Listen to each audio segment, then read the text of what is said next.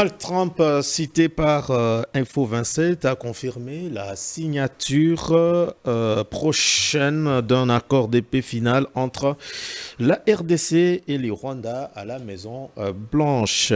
Ces pactes fruits d'un accord préliminaire signé le 27 juin à Washington par les ministres des Affaires étrangères des deux pays visent à mettre fin à 3 décennies de conflits meurtriers. Pendant ce temps, des délégués du gouvernement et de l'AFC M23 au Qatar pour un round décisif annonce RFI.fr. Ce nouveau round de négociations intervient près de 2 semaines après la signature à Washington d'un accord de paix entre Kinshasa et Kigali et alors que les climats restent tendus sur terrain. Dans un autre chapitre, Christian Chiwewe confronté à Jean-Claude Diave, son DIRCAB interpellé révèle la percée. Les sources proches du dossier renseignent que le lieutenant général précité a été confronté hier mercredi à son directeur des cabinets, Jean-Claude Diave, à 2 heures du matin, pendant que son secrétaire particulier a été quant à lui interpellé, mais pour quel motif rien n'a été filtré sur le contenu de cette confrontation et la question reste posée. Affaire Moutamba, l'audience de l'ancien ministre de Justice, Constant Moutamba, s'est ouvert hier mercredi devant la Cour de cassation avant d'être renvoyé au 23 juillet à la demande de la défense soucieuse, écrit Info 27, de prendre connaissance des pièces du dossier. Autre chose pour terminer, impayé depuis leur nomination, le nouveau magistrat recruté en sit-in c'est jeudi devant le ministère des Finances, annonce Média Congo. Il dénonce les silences coupables du gouvernement de la République chargé de le prendre en charge et se sentent abandonnés et exposés à la clochardisation malgré les faits qui sont repris dans le budget de 2025. En réaction, le Conseil supérieur de la magistrature menace de nouveaux magistrats clochardisés qui ont annoncé ces sit-in. La mise en garde du Conseil supérieur de la magistrature selon un communiqué parvenu hier mercredi à la rédaction de nouveaux médias.cd et sévère poursuite disciplinaire néfaste pour la suite de leur carrière. Mesdames et messieurs, c'était là la page de la revue des presses. Nous avons sur ce plateau pour ce nouveau numéro des grandes tribunes Maître Dieudonné Mutombo. Il nous fait l'honneur d'être avec nous. Maître, bienvenue. Oh, merci beaucoup Daniel pour l'invitation et je remercie la chaîne qui m'accueille, qui me donne toujours l'opportunité de la chaîne Congo Buzz, qui me donne toujours l'opportunité d'exprimer ma pensée, mes idées pour mon pays. Et je salue également mon co-débatteur et je salue le peuple congolais qui nous suivent par la télé bien sûr et dans toutes les plateformes possibles ou par lequel l'émission sera publiée. Merci beaucoup, Maître Dieudonné. Monsieur Fedi Mukendi nous fait également l'honneur d'être avec nous. Il n'est plus emprisonné dans grande tribune. C'est l'habitué, bien sûr. Monsieur Fedi, bienvenue. Merci beaucoup, Monsieur Daniel. Merci pour l'invitation et merci à la grande chaîne Congo Buzz Télévision et à l'émission Grande Tribune. Ça fait quand même un temps que nous n'avons pas participé à cette émission. Pas parce que nous ne le voulons pas, mais parce que nos agendas ne l'ont pas permis. Sûrement. On s'est battu malgré tout ce que nous avons à faire pour être là, pour que nous puissions parler de la République démocratique du Congo, qui est notre patrimoine commun. Paix et dialogue en République démocratique du Congo. Quel rôle pour les hommes d'église? C'est notre thématique. Alors, comme je vais donner la parole selon l'heure d'arrivée, je commence avec Maître Dieudonné. Paix et dialogue en République démocratique du Congo. On ne peut pas parler de la paix sans citer cet accord signé récemment à Washington. Quel est votre avis jusqu'ici et son impact sur le terrain? Mon avis, je vais faire je vais vous faire repenser ce que j'ai dit, je crois, dans votre forum passé. Ok. Au sujet, quand cet accord était d'abord en vue, je vous avais dit, et je le répète aujourd'hui, je ne voyais pas les fumées blanches. La fumée blanche, là, je le dis et je maintiens. Aujourd'hui, j'ai l'accord, je l'ai même sur avec moi, ici. Donc, je l'ai lu, je l'ai relu. Je ne vois pas la fumée blanche. Pourquoi je ne vois pas la fumée blanche? Parce que, vous vous rappelez qu'avant qu'on y arrive, les gouvernements nous a, je ne sais pas si je dirais que c'est le gouvernement qui a été dupé, ou bien c'était une mauvaise communication. On nous a vanté les deals entre notre pays et les Américains. Qui viendra après, les deals miniers. S'il vous plaît. Entre les deals entre les Américains, les États-Unis et notre pays, qui porteraient sur le mine. À contrepartie, nous aurons un appui militaire et tout ce qui va avec pour faire face à l'insécurité qui menace notre pays.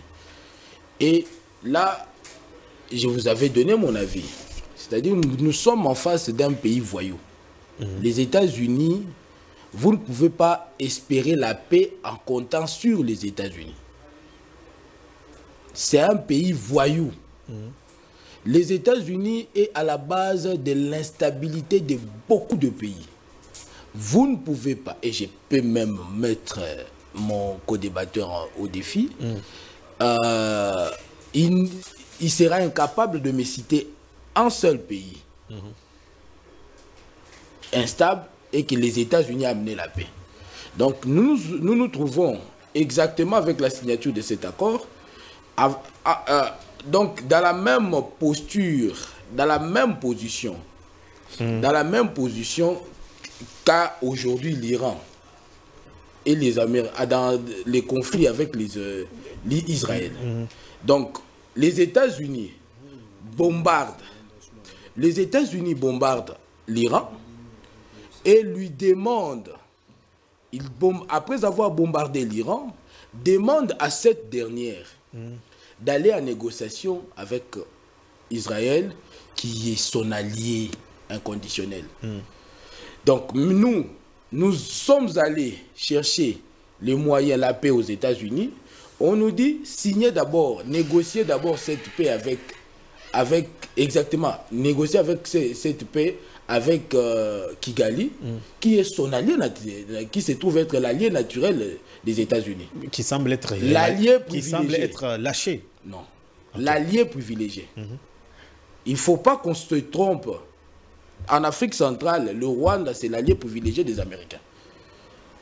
Comme nous l'avons été avec Mobutu. Comme nous le serons également. Donc, déjà... C'était comme ça. Mais en lisant l'accord, j'ai entendu beaucoup de critiques sur l'accord, mais moi, je soulève seulement un point. Okay. L'accord a plusieurs points. Voyez par exemple le point sur l'intégration. C'est ce que j'ai. L'intégration, oui. L'intégration conditionnelle dans les forces armées, dans les forces de sécurité. On parle des forces, l'intégration dans les forces de sécurité. On continue. Toute réintégration éventuelle des combattants dans les forces armées de la République démocratique du Congo. C'est ce qui attire mon attention. Pourquoi cette disposition figure dans l'accord entre la RDC et le Rwanda, alors qu'il y a un accord en vue entre le gouvernement congolais et les rebelles? Cette disposition aurait sa raison d'être dans cet accord-là. Ça, c'est la première observation. Deuxième observation, c'est un accord signé entre deux pays. Ici, l'intégration, ça concerne les forces, les groupes armés. Et les deux pays sont menacés par les groupes armés. Le Rwanda dit qu'il est sous menace de l'FDLR. Nous avons des groupes armés. Merci. Sous menace. Maintenant, pourquoi on ne mentionne pas l'intégration par rapport à l'armée rwandaise? Mais c'est ça mon inquiétude. Très bien, on a compris l'inquiétude. Or, oui, je chute par là. Or, nous savons tous que... Chutez, s'il vous plaît. Nous savons tous que le Rwanda est dans un processus de renouvellement de son personnel au sein de nos forces armées. Parce que l'ancien personnel a déjà vieilli, on le connaît. L'ancien personnel, aujourd'hui, nous étions même en difficulté dans cette guerre. Parce qu'au sein de nos forces de sécurité, ça existe les forces rwandaises, des infiltrés rwandais. Et ça nous met en insécurité. Pourquoi insister sur l'intégration? Bien qu'en Béli, on dit conditionné. On dit conditionné. Mais pourquoi cette condition-là, la réintégration, ce n'est que du côté du Congo, de nos forces armées de sécurité? Très bien. À cette question, j'aimerais que mon co-débatteur me réponde. Merci. S'il ne parvient pas, en tout cas, Madame Thérèse devra répondre aux Congolais. Pourquoi la réintégration n'est mentionnée que du côté de nos forces armées? Mais pour le Rwanda, il n'y en a de la pas. neutralisation. Ça encore, c'est un autre problème. On parle de la neutralisation. Merci. On parle de la neutralisation Merci, de nos forces de FDLR. Parlons clairement. Depuis que cette... Je vais revenir. Ok, merci. Alors, Monsieur Fedi, vous avez également 5 minutes. De manière ramassée, qu'est-ce qu'on peut retenir de l'accord d'épée avant de parler du dialogue en RDC avec le rôle que peuvent jouer les hommes d'église? Bon, je voudrais, avant de parler de l'accord de paix, j'aurais vraiment du mal à en parler parce que le gouvernement a instruit que ce soit le ministre des Communications, le ministre des Affaires étrangères, mais aussi la cellule de communication de la présidence, seulement qui puisse parler sur cet accord. Les raisons? Mais bon, je ne sais pas. Je sais que on aurait voulu que la population puisse s'approprier, qu'il y ait des sensibilisations, mais quand on donne qu'à 2 personnes, apparemment on ne comprend plus rien. C'est pour ça que je vais y arriver. Au nom de la liberté d'expression qui est consacrée par la Constitution, en tant que Congolais, je vais pouvoir analyser l'accord, donner mes points de vue, qui seront tout à fait opposés au point de vue de notre ami en face, naturellement. C'est qui est la beauté de la démocratie dans notre pays. Merci. Est-ce que vous pouvez accepter, parce que la thématique était paix, dialogue, le rôle des églises, que je puisse annoncer, il n'y a pas de problème, que je puisse annoncer une grande activité d'église qui va pouvoir avoir lieu ce dimanche à l'esplanade du Palais du Peuple.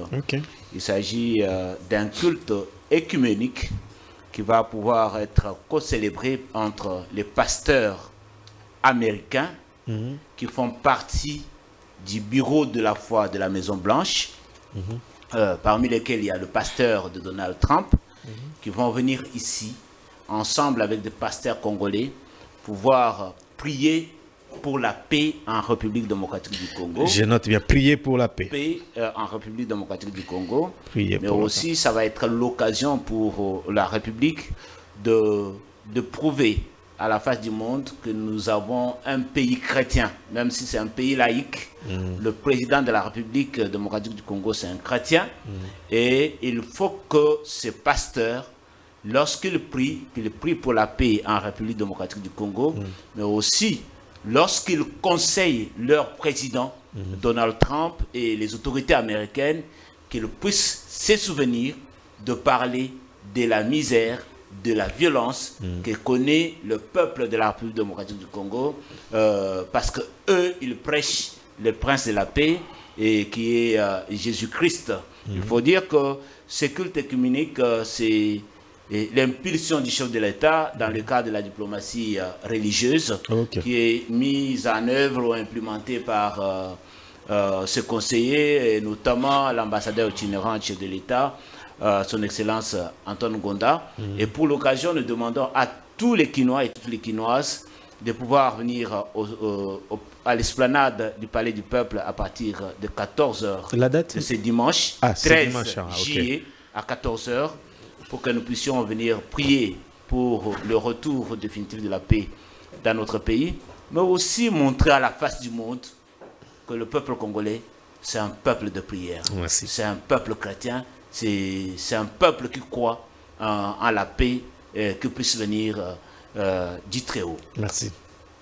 S'il faut revenir à l'accord de paix signé entre le Rwanda et la RDC, signe d'espoir. Moi, je suis parmi les gens qui ont un très grand espoir par rapport à la signature de cet accord de paix.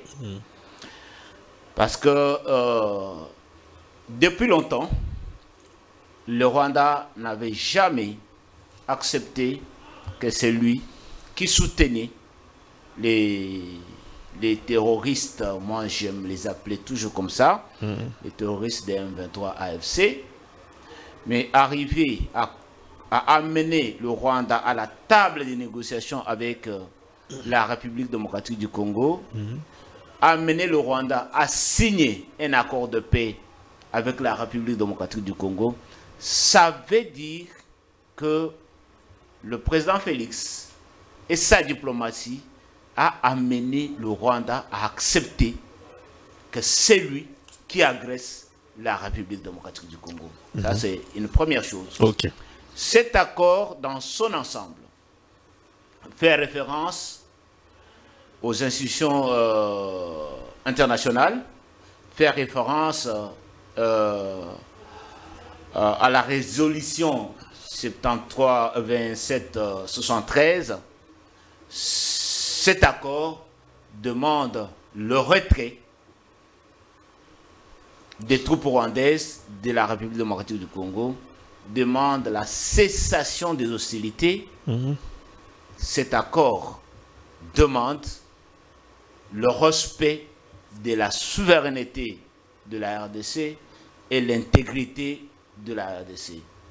Et c'est pour cela que moi je crois que cet accord, c'est une lueur d'espoir réel pour le retour de la paix en République démocratique du Congo. Quand vous prenez la résolution 2773, les termes qui se trouvent dans cet accord se ressemblent à peu près avec la résolution 2773, à la différence que dans l'accord, il y a une échéance, il y a un calendrier établi pour le retrait des troupes. Est-ce que c'est ce que l'opposition pense que l'accord signé mettrait en difficulté la résolution 2773? Si je parle Pourquoi? de Parce ça, que si je parle dans de l'accord... Si je parle de ça, je suis en train de répondre à l'opposition. Très bien. Parce que j'ai déjà entendu ça. Donc, je veux dire, la résolution 2773 parle du retrait immédiat des troupes du Rwanda. Et c'est depuis, je crois, le mois d'avril que la résolution a été votée. Mais jusqu'aujourd'hui, il n'y a aucun soldat rwandais qui a quitté les territoires. Donc, l'immédiat est un peu indéterminé. Alors que l'accord a donné une échéance au cours de 90 jours. Donc, pour moi, l'accord vient renforcer davantage la résolution 2773. Et ce qui me garantit aussi la possibilité de la mise en œuvre de cet accord, du respect de cet accord, c'est la puissance du médiateur, la force que le médiateur a. Le médiateur, c'est qui? Ce sont les États-Unis d'Amérique, que notre ami, dans sa liberté d'expression, qualifie d'un État voyou. Je suis désolé et je lui concède. Il sait comment il peut l'expliquer. Il posait la question de savoir depuis que... J'arrive à sa question. Très bien. Si lui ne connaît pas les pays dans lesquels les États-Unis sont intervenus, ont facilité les accords de paix et que ces pays ont retrouvé la paix, moi je peux en citer autant. Et d'ailleurs, tous les pays qui ont signé des deals dans lesquels les États-Unis se sont investis pour mettre fin aux violences, ces pays-là sont des pays très stables sur le plan militaire sur le plan économique et même sur le plan politique. Je cite le cas de notre voisin, l'Angola, qui a connu un cycle de violence pendant plusieurs années. Mais c'est grâce à l'accord de paix signé aux États-Unis à New York en 1988, au mois de décembre, que l'Angola est aujourd'hui parmi les grandes puissances militaires et économiques de l'Afrique. Ok. Il y a le Nigeria. Il y a le Nigeria qui a été accompagné dans le cadre de la sécurité par les États-Unis. Aujourd'hui, le Nigeria, c'est parmi les grandes puissances économiques de l'Afrique. Parce que quand les États-Unis s'investissent, ils s'investissent réellement. Donc, je voulais dire à Maître Mutombo de s'assurer que les États-Unis, quand ils s'investissent dans un accord, les États-Unis respectent et viennent avec tout son cœur et tout son esprit. Et Donald Trump le démontre dans ses prises de parole. Trump, c'est le président du monde. Que vous le vouliez ou non, à la signature de cet accord, il a tiré l'attention des parties au conflit. Celui qui ne va pas respecter cet accord, il aura des sanctions très, très sévères. Et ça, c'est public. Vous pouvez relire cela. Donc, moi, je reste très optimiste. Mais cela ne veut pas dire que cet accord, c'est un accord parfait. Les accords parfaits n'existent pas. Dans des accords, on fait toujours des concessions. Chacun vient avec un certain nombre d'obligations. Et à la fin, on fait une mise en commun pour que chaque partie au conflit se sente reconfortée. Merci. Et c'est le cas pour nous. Le plus important pour nous, c'est qu'on oblige le retrait des troupes rwandaises, la cessation des hostilités, le respect de l'intégrité territoriale et de la souveraineté de notre pays. Merci. Alors, maître, j'espère que on va maintenant prendre la deuxième question, qui est le dialogue.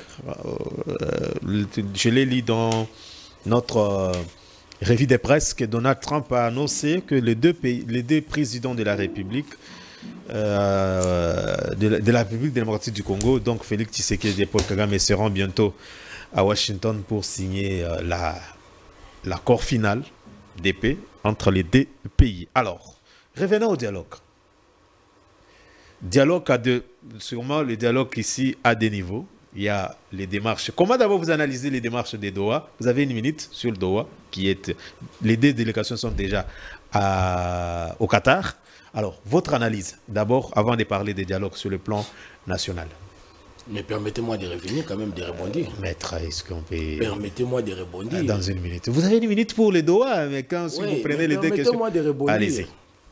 Mon ami a parlé de...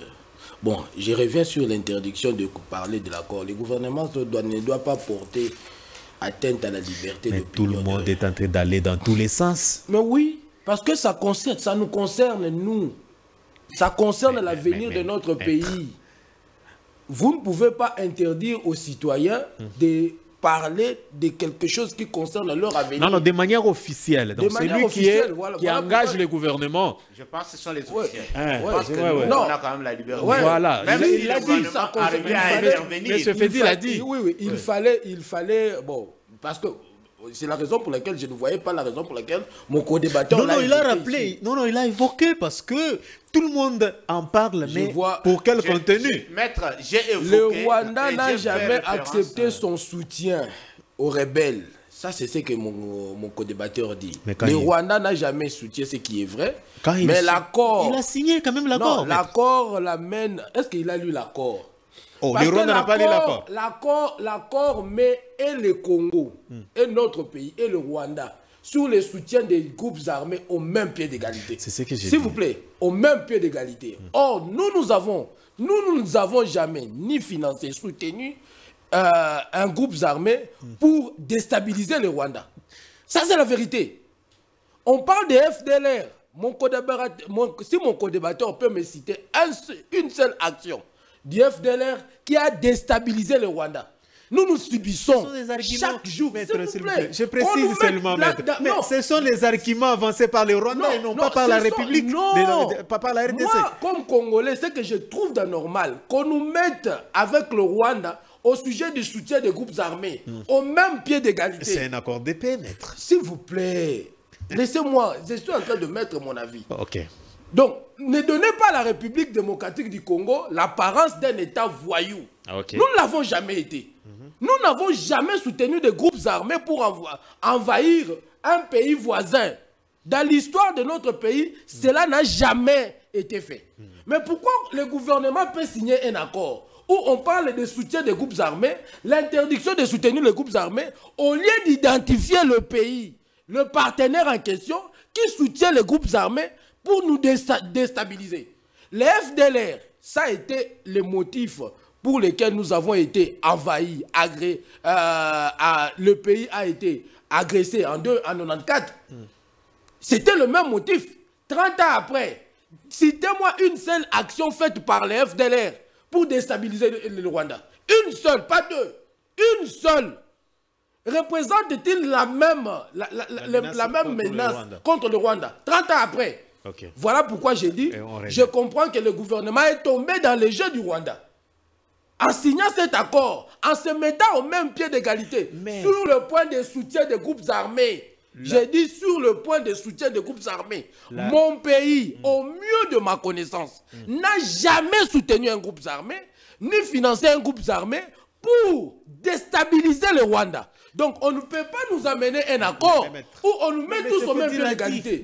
Mais nous, 30 ans après, nous avons l'AFDEL, s'il vous plaît. L'article de l'accord. Oui, je vais vous lire. Je vais vous lire. Il y en a. Je n'ai qu'une minute. Oui. Non, on parle des partis. Soutien aux groupes armés. Attends. Soutien aux groupes armés. Deuxième point. Non, il y en a. Il y a beaucoup de dispositions. Des engagements sur quel niveau? Les partis... Les partis doivent les deux partis doivent se désengager. Il y en a beaucoup. De tout ce qu'il y a comme soutien. Les partis cessent immédiatement et sans condition tout soutien. Nous n'avons jamais soutenu. Mais ça, c'est notre argument de non, tous les jours. Nous n'avons jamais soutenu. Ouais. Je vous dis, c'est à la page 2. La page 2, pour le point sur les soutiens étatiques aux groupes armés. Nous n'avons jamais soutenu. Donc, vous ne pouvez pas nous amener un accord où on nous met au même pied d'égalité avec le Rwanda. Ça, c'est une erreur grave. Parce que ces documents, c'est un aveu. S'il vous plaît, non, c'est mon temps. C'est mon temps. C'est-à-dire, les documents ici, cet accord, peut être évoqué par le Rwanda comme un aveu par nous d'avoir soutenu un groupe armé, un ou deux groupes armés pour déstabiliser un pays voisin. C'est l'argument que le Rwanda a toujours présenté. Mais nous ne pouvons pas gober ça. Voilà pourquoi nous, comme Congolais, nous réagissons. Mais on veut vider son argument. S'il vous plaît. On veut vider son argument. Vous voulez vider son argument en passant aux aveux. Alors que nous l'avons jamais fait. Que les Rwandais nous présentent les FDLR. Sur le point, pardon, s'il vous plaît, s'il vous plaît, non, s'il vous plaît. Dans la négociation, nous sommes dans les débats. Le débat est intéressant. Allez-y. C'est-à-dire, c'est ce que je dis. Ne nous mettez pas. Parce que là, je vous vois vraiment dans un procès. Je ne mets pas ma veste d'avocat. Vous ne pouvez pas. Moi, je parle comme Congolais. On comprend. Vous ne pouvez pas. Cette disposition dit exactement ça. Oui. Vous allez répondre à votre état. Fin du soutien étatique aux groupes armés. S'il vous plaît. Les partis cessent immédiatement et sans condition tout soutien de l'État aux groupes armés. Citez-moi un seul soutien financier, logistique que la République démocratique a déjà apporté à un groupe armé. Merci. Ça, c'est un mensonge. Merci. Donc, sur ce point, mettre mon pays au même pied d'égalité que le Rwanda, je ne l'admets pas. Très bien. Le point sur l'intégration, je constate encore une injustice. Pourquoi l'intégration ne peut concerner que les FARDC et non l'armée rwandaise. Maître, il y a une loi qui a été votée S'il vous interdisant plaît. l'infiltration, brassage, mixage. Je pense que cette démarche-là sera toujours... Non, revenons un peu. Revenons donc, un peu. Ça Mais déjà, est-ce qu'on peut... ça déjà, ça, revenons un peu ça à pose notre un débat. problème. Revenons un peu par rapport au dialogue. Non, la démarche non, de non, Doha. non. Mais La- on est en train d'avancer, maître. S'il vous plaît. Il y a des points, on avance. Il y a des points. Il y a beaucoup c'est de... la première fois qu'il La dépasse résolution... l'accord. Non, la Est-ce que c'est résolution, la première fois que la vous êtes sur résolution l'accord? 2773. Allez-y, Non, s'il vous plaît, un point encore sur la résolution 2773. Ne m'embrouillez pas les temps. Allez-y. Allez-y. Ça nous concerne, c'est notre avenir. Allez-y, maître. La résolution 2773 du Conseil de sécurité. Chité, maître, on donne Cette la parole. résolution exigeait les retraits immédiats. Il a expliqué. Oui, les retraits immédiats. Ces retraits ici, on pouvait se battre pour obtenir, c'est déjà une victoire diplomatique, se battre pour l'application de la résolution. Mais on a défini Il dans n'était l'accord pas sa mise en œuvre, conditionné. maître. Non, on n'a pas défini la Mais mise en quand on œuvre. parle de donnant toujours Non, 3 mois... aujourd'hui, concomitamment. c'est conditionné par la neutralisation. Il faut lire Merci. S'il vous plaît. Dans la résolution, on parle aussi d'FDLR. S'il vous plaît, mon temps, s'il vous plaît. Amenez la résolution. Moi, je vous ai amené l'accord. Merci. Oui. Merci, maître. C'est conditionné par la neutralisation. Mais est-ce qu'on peut... Non, il avait tout le temps. Il a pris Mais d'abord vous son avez temps. déjà S'il épuisé vous plaît, votre temps. Il a maître. pris son temps pour parler de ce qui va se passer à l'église. Il a encore eu le temps. Laissez-moi Maître, chuter s'il vous sur la Doha. Dans Laissez-moi 30 chuter. secondes. Dans 30 secondes. Ou bien vous allez Je reviens- c'est par là reviens- que vous allez non, non, commencer. non, oui, Ou oui. sinon vous serez très... Non, j'essaierai. Quand vous aurez la parole, vous allez commencer par là. C'est bon. Ok. Votre réaction sur la démarche de Doha, Bon, parce qu'après l'accord de Washington, on nous renvoie à Doha pour rencontrer les terroristes. ouais, je voudrais d'abord assurer Maître Maître, on va vous rassurer. Mutombo qu'il faut faire la différence entre un accord ici des négociations avec un procès devant les cours et tribunaux. Parce que dans les accords, il y a des concessions qui se font. Le Rwanda... En tout cas, nous sommes Ah, intéressés par ces concessions-là. Ouais, le Rwanda a pour prétexte De tous de les jours. venir piller, tuer et violer chez nous la présence des FDLR en République démocratique du Congo. Et pour le Rwanda, le fait que les FDLR sont en République démocratique du Congo, ça constitue une menace à sa sécurité. J'ai dit c'est un prétexte. Mais est-ce que les FDLR étaient entrés dans notre pays lors des génocides au Rwanda? Ça, nous tous, nous savons qu'il y a eu des FDLR chez nous. Est-ce qu'ils continuent à être nocifs ou non? Mais le Rwanda dit que ces gens-là sont chez vous. Ils constituent une menace. Et nous, chez nous, nous disons, ces FDLR, ce n'est pas une menace. Mais comme le Rwanda trouve ça un prétexte, nous voulons vider ce prétexte. Nous voulons vider ce prétexte. On va neutraliser les FDLR avec le concours du mécanisme conjoint, je crois, KNOPS, des choses comme ça. On va les neutraliser. Et entre-temps, nous exigeons au Rwanda de retirer ses troupes sur notre territoire et de respecter l'intégrité de notre pays. Je ne vois pas ce qui va faire que cet accord ne soit pas respecté ou que cet accord puisse ramener la guerre au lieu de ramener la paix. Okay. Pour moi, on a fait des concessions. Mais quant à la responsabilisation, qui est responsable de quoi? C'est devant les cours et tribunaux. Et la République démocratique du Congo est à la CPI et demande à ce que la CPI puisse juger le Rwanda pour les violences et les violations des droits de l'homme en République démocratique du Congo. Oui. Des deux, la République démocratique du Congo est à la Commission africaine des droits de l'homme et il a accusé le Rwanda pour toutes les violences et les violations des droits humanitaires internationaux et les droits de l'homme dans notre pays. Et la Commission africaine des droits de l'homme s'est déclarée compétente, réfutant, rejetant tous les arguments du Rwanda qui pensaient que la Commission africaine des droits de l'homme ne peut pas les juger. La Cour africaine des droits de l'homme. Bon, utilisez les termes, moi je ne suis pas juriste, je sais quand même que nous sommes devant les cours des tribunaux avec le Rwanda. C'est là-bas où on doit responsabiliser chacun de nous. Qui a fait quoi, où et pourquoi. S'il faut condamner, on va condamner.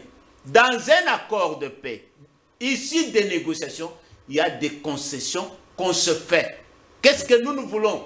Nous voulons le retour de la paix dans notre pays. Nous voulons le retrait. Et là, des troupes rwandaises. Je vais finir. Oui, oui.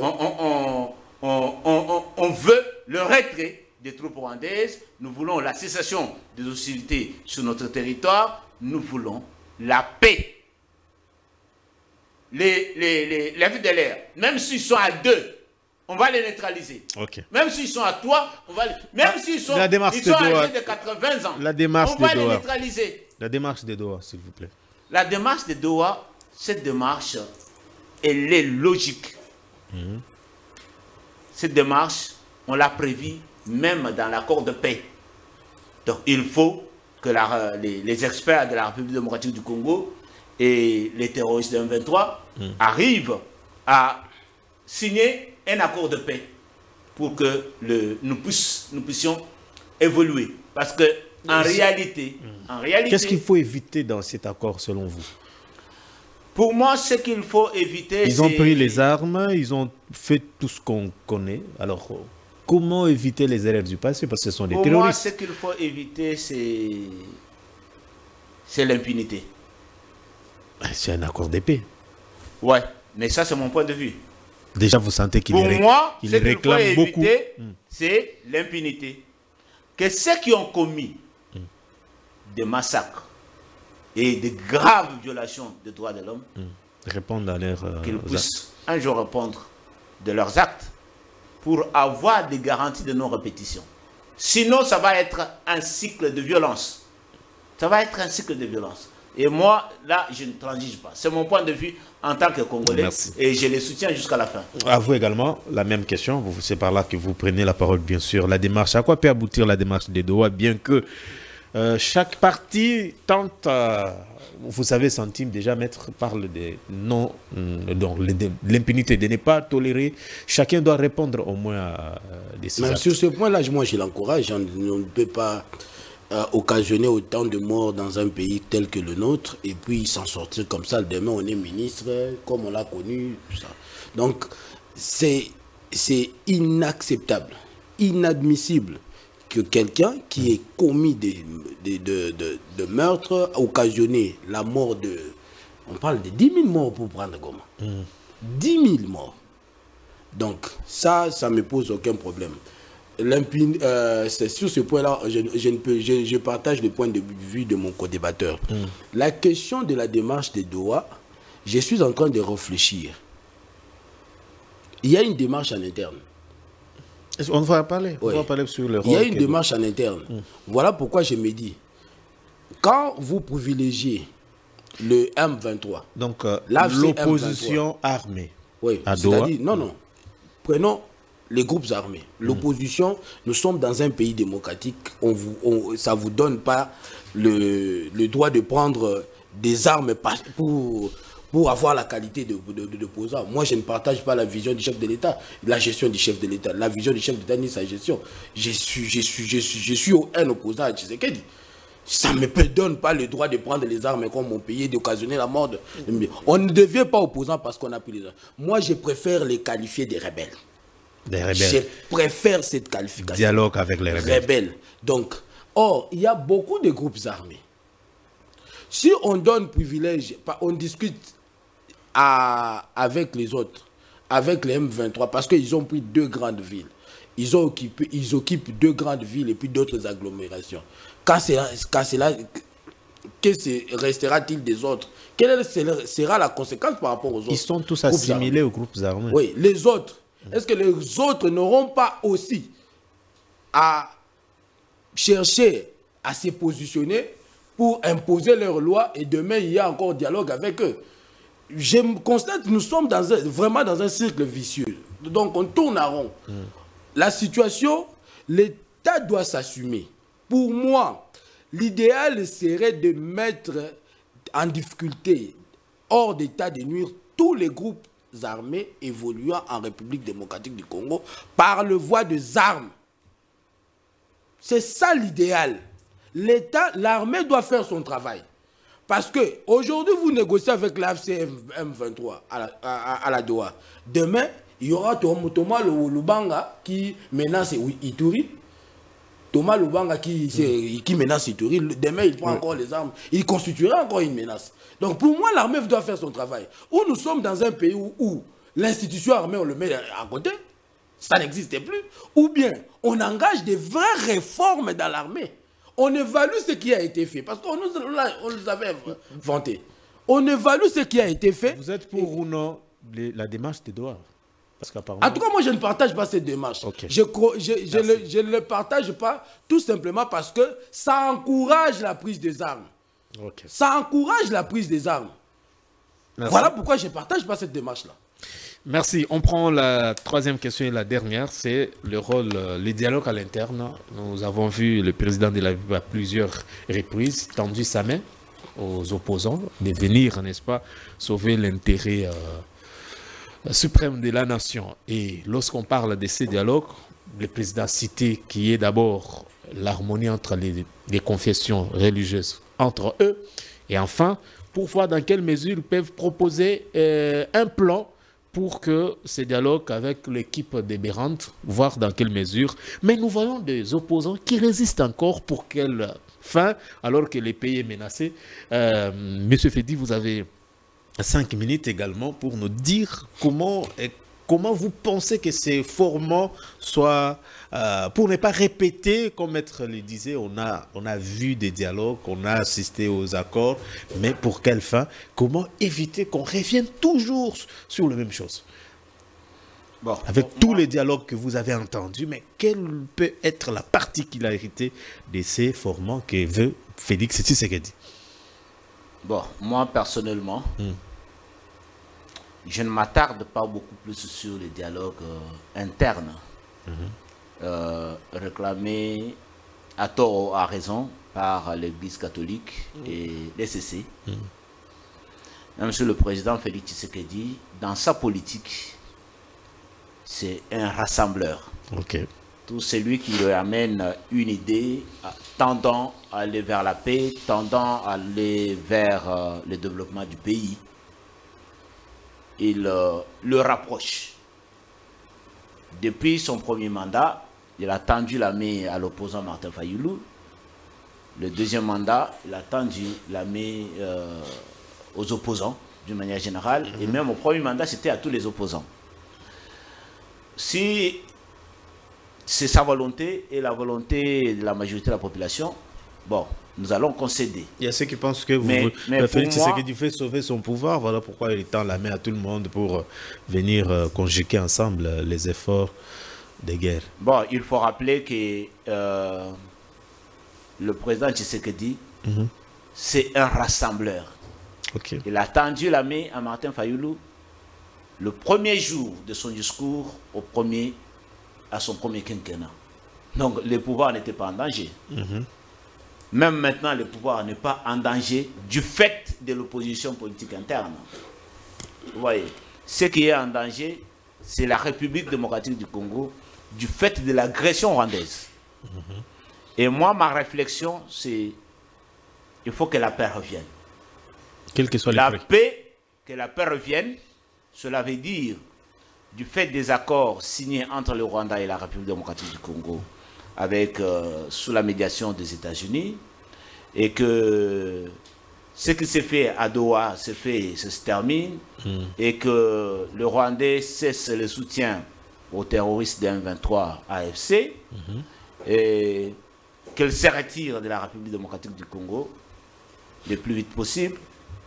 En ce moment-là, il y a lieu d'avoir un forum au niveau interne pour voir dans quelle mesure nous pouvons renforcer la sécurité de notre pays et développer le pays avec le fils et les filles de ce grand Je vais dire une petite question. Parce que, à mon avis, la guerre que nous connaissons, c'est une agression.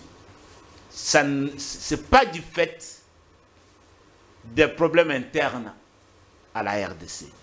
C'est du fait de la convoitise du Rwanda sur nos minerais. C'est connu. Donc, pour finir cette guerre et retrouver la paix, moi je pense que ce qu'il y a de plus important, c'est de couper les soutiens du Rwanda aux terroristes M23 et amener les M23 à déposer les armes.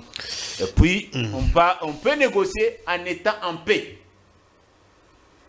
On peut négocier lorsque les troupes rwandaises se seront retirées et que tous les territoires reviennent sous le contrôle des institutions légalement établies. Merci.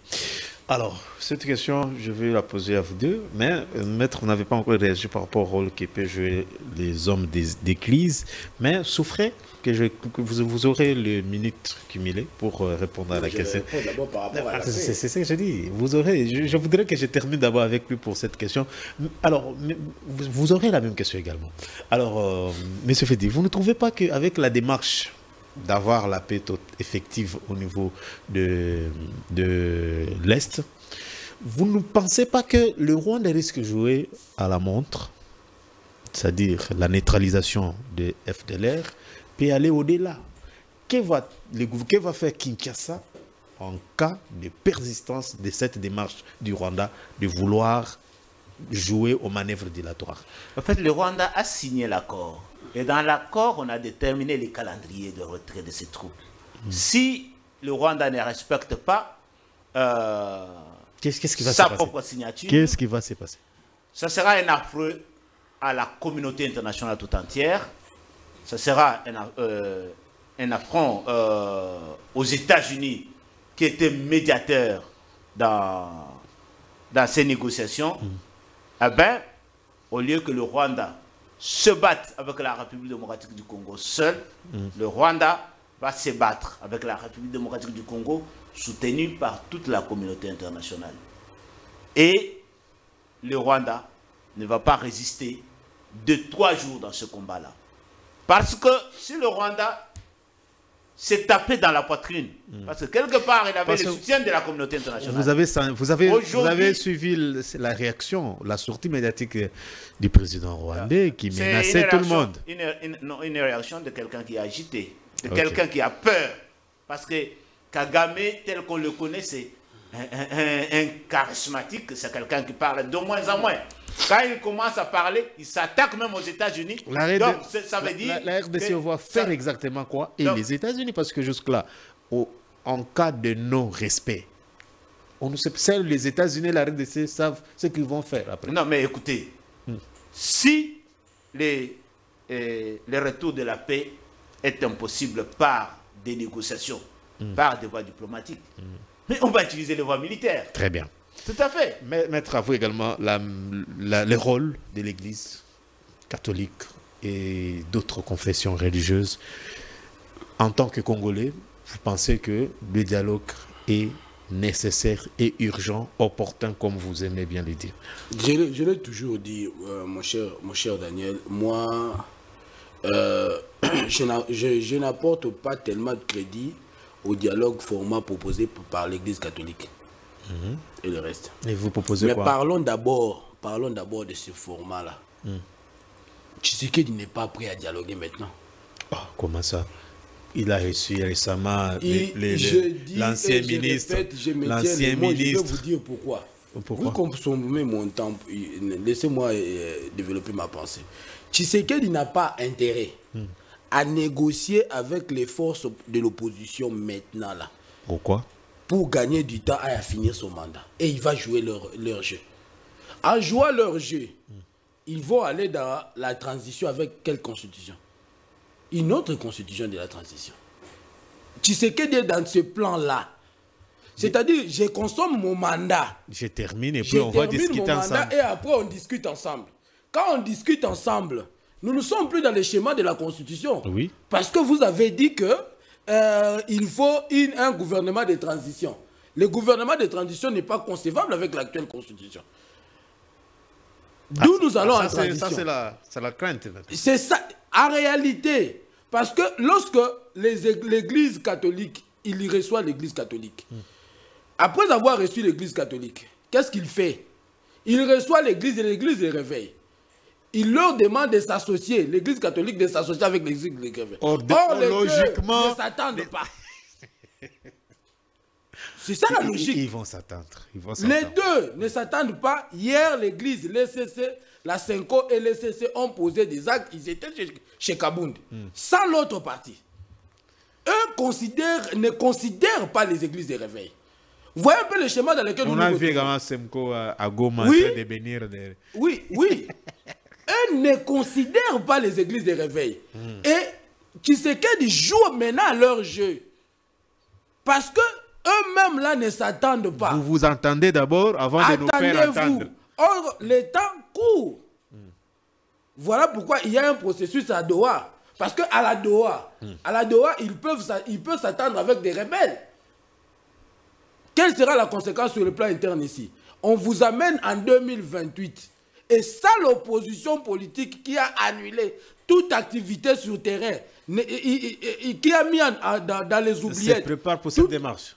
Non, je dis, il ne se prépare pas pour cette démarche. Peut-être il ignore la démarche en question. Mais je vous dis la vérité. Parce que l'opposition aujourd'hui, qu'est-ce que fait l'opposition? Je vous ai toujours dit que moi j'aime être indépendant. Que fait l'opposition politique sur terrain pour contraindre Tshisekedi à dialoguer? Même Kabila, quand il a fait le dialogue, on a appelé concertation en 2013, c'était pas un cadeau. L'opposition pense que ce n'était pas un cadeau. Que propose, mais il faut l'arracher du pouvoir. C'est parce qu'ils ne veulent pas de postes et autres, ils veulent que Tshisekedi termine son mandat. Et je répète, les dialogues avec le pouvoir, Tshisekedi, ça je m'adresse à l'opposition qui rêve. Ok. Oui, je m'adresse à l'opposition qui rêve, qui pense que Tshisekedi va vous donner le dialogue comme cadeau et revenir au pouvoir. Non, ils vont beaucoup rêver. Ok. Parce que tout va se discuter autour de Tshisekedi. C'est lui le président de la République. Lorsque vous annulez les manifestations sur le terrain, vous annulez les activités sur le terrain, vous êtes maintenant l'opposition VIP et des réseaux sociaux. Vous pensez que le pouvoir va vous accorder le dialogue dans ce sens-là? Donc la lourdeur de l'opposition profite au pouvoir. J'ai dit l'opposition actuelle. L'opposition actuelle, vous avez... C'est l'opposition VIP. Ça ne produit pas ça ne produit pas des effets. Voilà pourquoi Tshisekedi gagne du temps. Tshisekedi gagne du temps. Ma petite question. Est-ce que vous envisagez, non, pas envisagez, est-ce que vous êtes en train de prévoir une crise politique à la fin du mandat du président de la République? Non, nous sommes en pleine crise. La crise, c'est d'abord... Non, pardon. La crise, d'abord, c'est le fait important pour le régime Tshisekedi. C'est parce qu'il n'a pas la gestion d'une partie du pays. C'est ce que Tshisekedi considère comme crise. Il a refusé de dialoguer avec les M23 parce qu'ils ont pris deux grandes agglomérations de notre pays. Aujourd'hui, il a accepté de dialoguer avec eux. Mais l'autre opposition, qu'est-ce qu'il fait pour qu'on vous accorde le dialogue?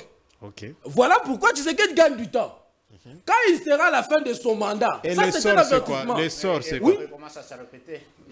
L'essor. Quand il sera à la fin de son mandat, là il aura intérêt à dialoguer et à faire maintenant le jeu de l'opposition, qui n'est pas prêt pour les élections, mais qui est prêt pour le pouvoir. La transition. Or, la transition, ça ne se tentera pas avec l'actuelle constitution, avec une autre constitution. Merci. Les deux mandats de Tshisekedi tombent et il revient au pouvoir. Votre réaction, M. Fedi? Bon, moi j'ai suivi Maître Mutombo. Apparemment, pour lui, le travail de l'opposition doit se tourner autour de la réclamation du dialogue. Mais il faut l'arracher. Il faut l'arracher. Est-ce que je peux finir? Allez-y. L'opposition, en principe, une opposition en République démocratique du Congo doit se battre pour remplacer le président en exercice au pouvoir. Oui. par la voie des urnes. Conquérir le pouvoir, oui. C'est par la voie des urnes. Ça veut dire les activités que l'opposition doit faire dans le média et sur la rue, c'est démontrer ce que le pouvoir en place fait qui n'est pas bon, qui est en dehors de la Constitution. Ce qui n'est pas le cas. Ce qui n'est pas le cas pour notre régime. C'est ce qui me Non, déplorer. C'est ça ce que je dis. Moi, je Si déplore le l'opposition cette lourdeur n'a pas des choses, n'a pas des initiatives. Non, pas d'initiative. N'a pas de faits à reprocher au régime. Oh, n'a pas de faits. Mais écoute, c'est moi qui parle. Si l'opposition n'a pas de faits à reprocher au régime, pourquoi l'opposition va aller dans la rue?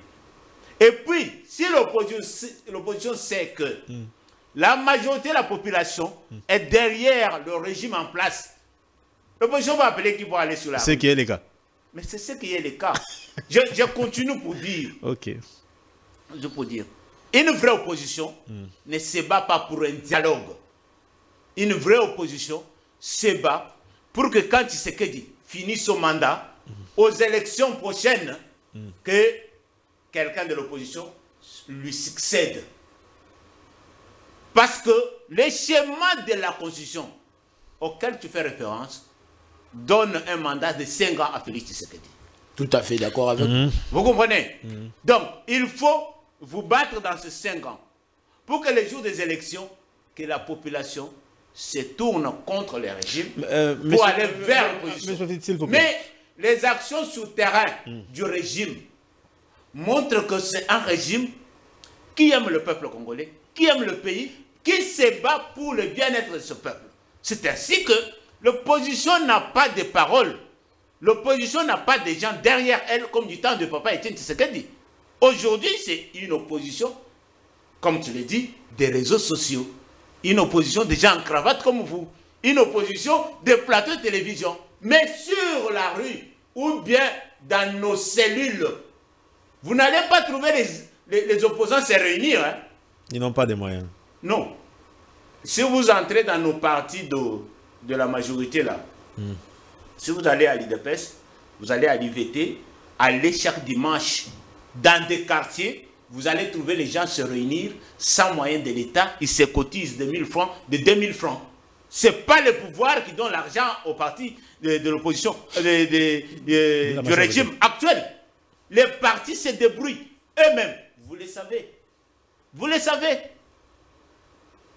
Personne de la majorité au pouvoir, parmi les communicateurs, ne vous dira quand il est venu ici, le ministre lui a donné 100 $. Mais dans l'argument, on lui a donné 100 $. Non. Selon la logique de maître Dieudonné, on sait comment les élections s'organisent en Afrique.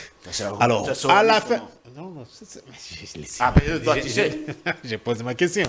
J'ai dit, la logique est simple, parce que quand le mandat termine, alors, le président de la République est à son deuxième mandat. Normalement, il doit partir. Alors, pour partir, l'opposition cherche à ce qu'on mette des lignes.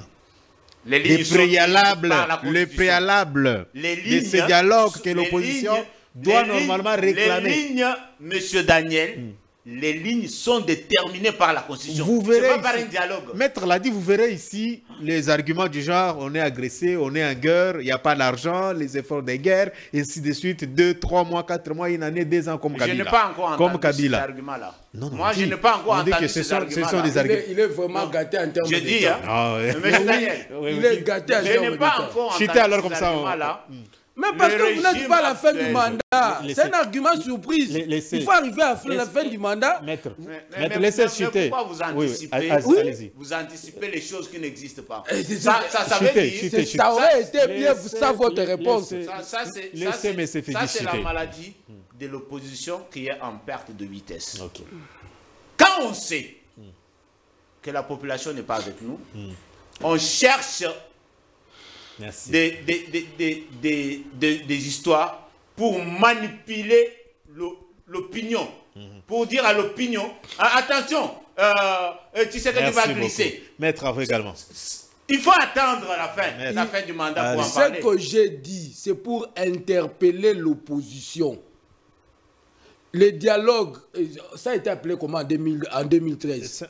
C'est concertation 2013-2014. 2013, concertation. Ce n'était pas un cadeau que Kabila a offert à l'opposition. L'opposition a arraché par les activités comme nous le faisons, ainsi que par les activités sur terrain. Mais on a arraché ça, oui, au-delà du mandat. C'était pas au-delà en 2013. C'était pas au-delà du mandat. C'est en 2016 où il y a eu la concertation. J'ai pas de concertation. Nous arrivons en 2016, là c'est hors mandat. C'est-à-dire que là, moi je ne m'adresse pas à vous du pouvoir. Je m'adresse à l'opposition. Est-ce que le régime interdit à l'opposition de faire des activités? Moi j'ai dit que le régime interdit. Mais pourquoi vous vous inquiétez trop comme ça? Non, moi je m'inquiète pas. S'il vous plaît. Je n'a pas de force. Des arguments. S'il vous plaît. Je m'inquiète. S'il vous plaît. S'il vous plaît. Le peuple est perdu. Ça je vais vous dire. Ne pensez pas que le peuple est derrière vous. Le peuple est déçu et perdu. Le peuple ne sait pas...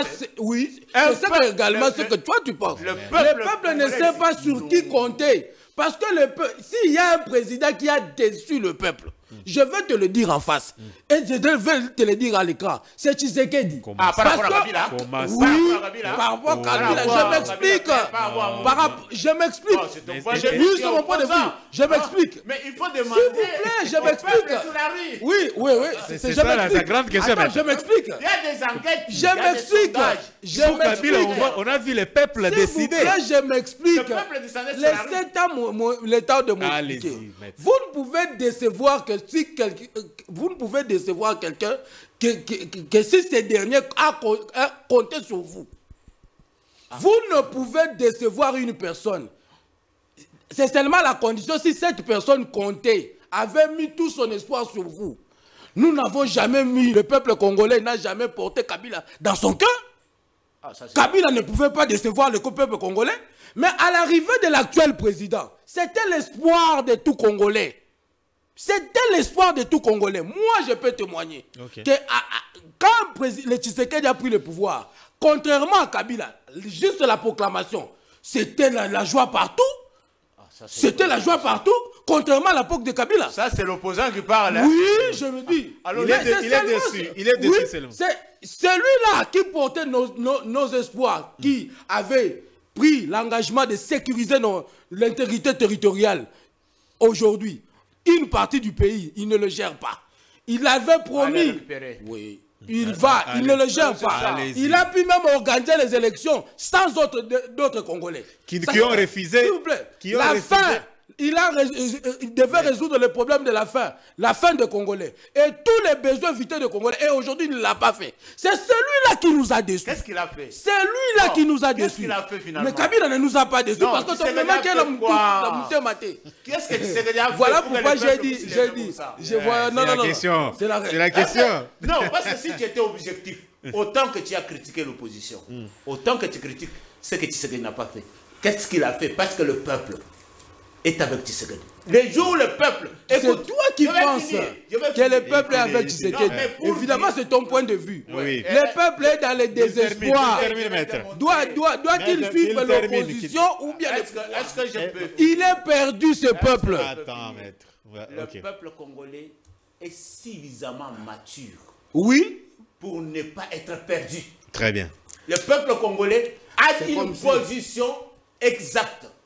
Quand le peuple va être déçu par Tshisekedi, vous allez voir ce peuple-là dans la rue. On retient encore. Quand vous allez voir que le peuple descend dans la rue, tous les jours, ça veut dire, finalement, le peuple a dit non à Tshisekedi. Mais jusqu'à aujourd'hui, le peuple congolais, même ceux qui sont dans les territoires occupés, sont avec Tshisekedi. Et veulent que Tshisekedi gère le pays dans son entièreté. S'il vous plaît. Donc, soyez sûr avec ça. En termes de temps, vraiment, je crois qu'il est gâté. Il a fait quoi pour avoir des temps que moi comme ça? Vous avez les télémains. Vous avez... Oui, je comprends.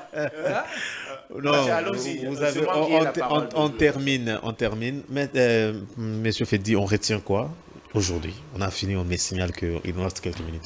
De manière ramassée, on retient quoi sur la paix à l'est de la RDC et les dialogues en République démocratique du Congo? On retient qu'il faut que le Congolais puisse continuer à faire confiance au président de la République, chef de l'État, Félix Antoine Tshisekedi Tshilombo, dans les efforts qu'il déploie pour le retour de la paix dans notre pays.